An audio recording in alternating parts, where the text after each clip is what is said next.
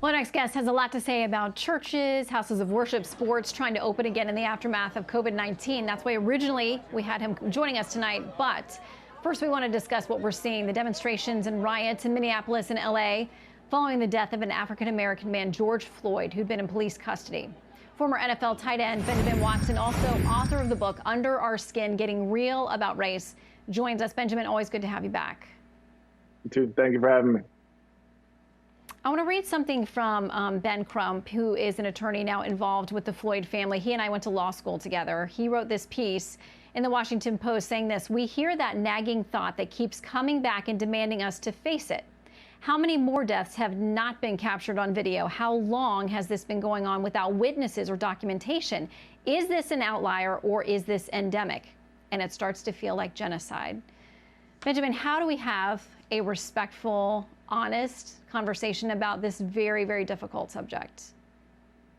Well, I think the first step is to have a willingness to be uncomfortable, a willingness to be honest, a willingness to not be offended, and to not offer whataboutisms when people talk about the way they feel. Look, Shannon, I'm tired. I'm tired.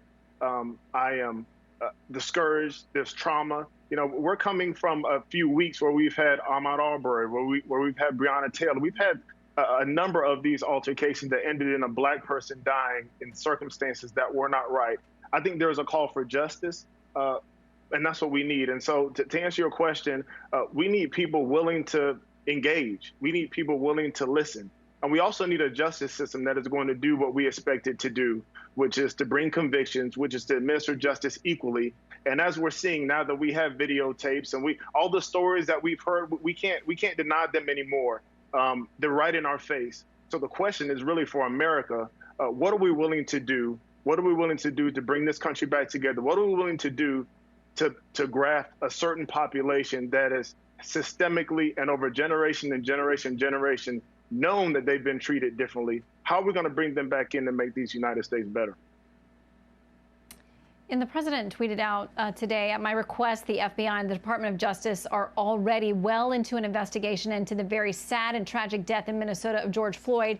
He said he's asked for that to be expedited. Do you think, and you know, Mike Tobin talked to some of the protesters and folks there tonight about this, who said, I just don't have faith in the system. I don't feel like this is actually going to get us answers. What do you think it would take to restore some confidence in the system so that people could eventually rebuild trust and have certainty that justice, when the facts are in and these, everything comes together, that it will be served? Well, I think that it comes with convictions. And so we've gotten to a place where we have arrests, and we've gotten to a place where there's an investigation. We need convictions, and we need them to be swift. We need justice to be administered very quickly. But this is simply one tentacle, I believe, in a larger discussion that has to be had. Sometimes we see instances like this, and it's very easy for all of us to say, you know what, this is wrong, this is racist, this is unjust. But this is one tentacle of a much larger animal that we have to deal with in America that has been our Achilles heel since our inception. It took 3 constitutional amendments to make a certain part of our populace full citizens. It took several civil rights amendments to even make them citizens and give them the right to vote.